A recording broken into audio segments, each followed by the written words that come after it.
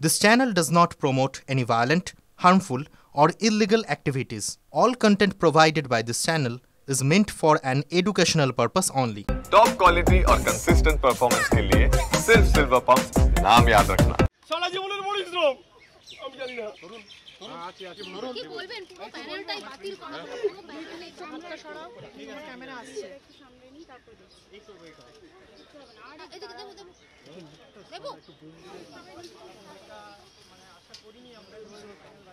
বুঝতে পারছি না এই মুহূর্তে বুঝতে পারছি না কি করব আমরা আপনাদের তো পরিবার রয়েছে তারা দুর্নীতি করলে অন্য কেউ তার দায় কার্য তো আপনাদের নিতে হচ্ছে এসএসসি 2016 প্যানেলে তাদের মধ্যে যারা যোগ্য ছিল বৈধ ছিল যারা জীবনের কোনো দশায় দুর্নীতি করেনি তাদেরকেও বানের জলে ভাসিয়ে দিল। আগামী দিনে আপনাদের মিডিয়ার মাধ্যমে রাজ্যবাসীকে জানাতে চাই এমন ভয়ঙ্কর আন্দোলনের সাক্ষী হবে পশ্চিমবঙ্গ। মমতা বন্দ্যোপাধ্যায়ের 14 তলার নবান্নে আর উনি কতদিন থাকতে পারেন কিছুটা সময় নিচ্ছি আপনাদের জানাবো। হৃদয় অনেক ভারাক্রান্ত, কিছু বলবো না ভেবেছি। রাজ্য সরকার কতটা দায়ী?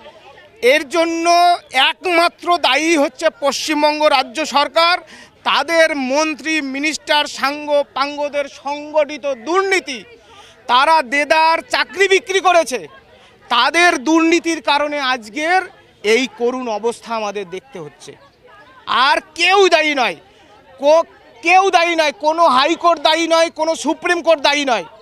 আজকের আমাদের এই জায়গায় নিয়ে গেছে পশ্চিমবঙ্গ সরকার, যেই সরকার 2011 সালে পরিবর্তনের সরকার এসেছিল, সেদিন আমরাও সামিল ছিলাম। এই পরিবর্তন হয়েছে। পরিষ্কার বলেছেন পৃথকীকরণ সম্ভব না, উনি আপাতত পুরোটাই ক্যান্সেল করেছেন। এটা বোর্ড আর রাজ্যের দায়িত্ব ছিল সে পৃথকীকরণ করার জন্য, সেই লিস্ট দেওয়ার দায়িত্ব ছিল বোর্ড এসএসসি, তারা ফেল করেছে কারণ তারা চায় না পৃথকীকরণ হোক, আর তার ফলেই আজকে এই রায়।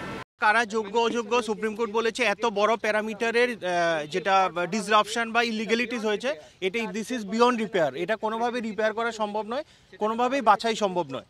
তাই এন্টায়ার প্যানেলটাকে সুপ্রিম কোর্ট স্ট্রাক ডাউন করতে বাধ্য হলো। এন্টায়ার অবজারভেশন যারা ডিসেবলড রয়েছে তাদের ক্ষেত্রে কি জানেন? একজন ডিসেবলের পিটিশন ছিল, তার ক্ষেত্রে সুপ্রিম কোর্ট বলেছে যে ডিসেবল রয়েছে তাকে মার্সিফুল গ্রাউন্ডে হাইকোর্ট যে অবজারভেশন দিয়েছে she will be in service, সেটা রিইনস্টেট থাকবে সার্ভিসে। রাজ্য সরকার চাইলে যে কোনো মুহূর্তে যে কোনো অ্যাপয়েন্টমেন্টের জন্য নোটিফিকেশন বের করতে পারে, তাতে সুপ্রিম কোর্টের কোনো অবজারভেশনেরও দরকার নেই।